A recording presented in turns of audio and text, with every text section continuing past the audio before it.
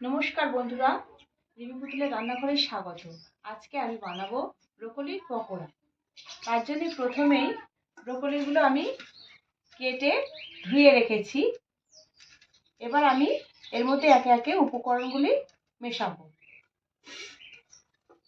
ব্রোকলিগুলো প্রথমে নিয়ে নিচ্ছি।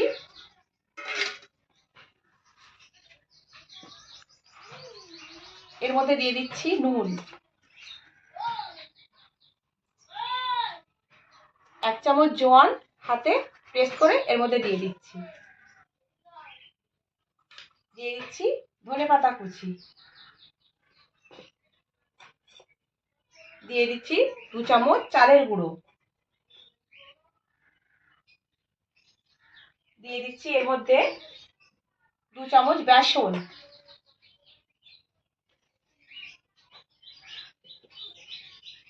এবার দিয়ে দেব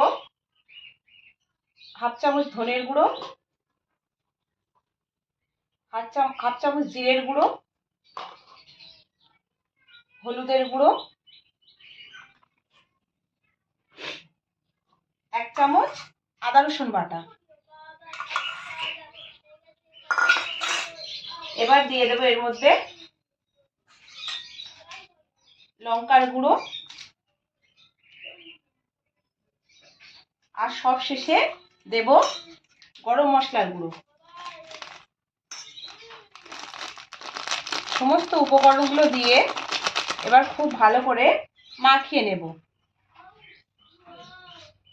ব্রোকলির এই ডাঁটিগুলো খুব নরম হয়, ওই জন্য আমি ব্রোকলিটা আলাদা করে একটুও ভাপিয়ে নেইনি। এভাবে ডাইরেক্ট মশলার সঙ্গে মাখিয়েই আমি পকোড়াগুলো ভাজবো।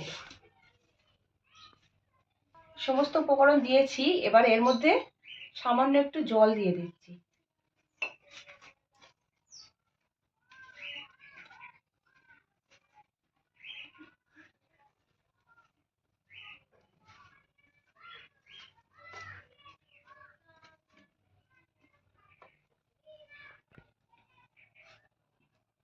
ব্রোকলিগুলো সব মশলার সঙ্গে ভালোভাবে মাখিয়ে নিয়েছি। এদিকে আমি কড়াইতে সাদা তেল গরম করতে দিয়েছি। এবার ব্রোকলিগুলো আমি তেলের মধ্যে ছাড়বো।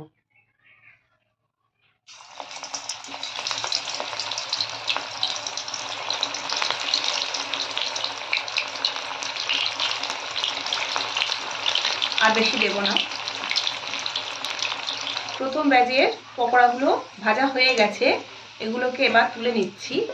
আর এই একই রকমভাবে সব পকোড়াগুলো ভেজে নেব। আবার কয়েকটা পকোড়া ছাড়ছি। এগুলো খুব ধিমে আঁচেই ভাজতে হয়। আমি উনুনে ভাজছি, জালটা বাড়িয়ে কমিয়েই ভাজছি।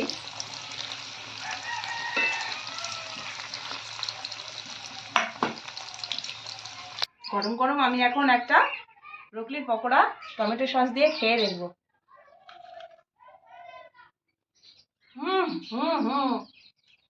অসাধারণ। বন্ধুরা, তৈরি হয়ে গেছে ব্রোকলির পকোড়া।